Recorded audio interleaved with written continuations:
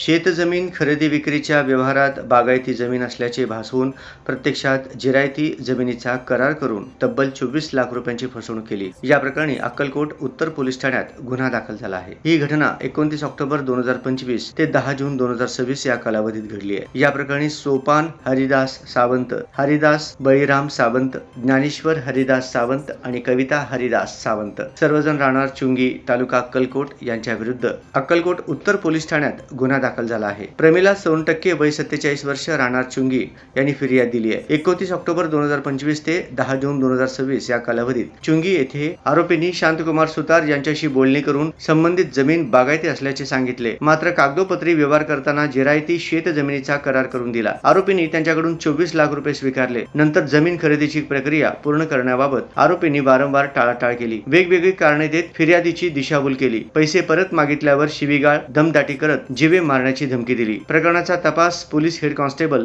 RR Kohli करत आहेत।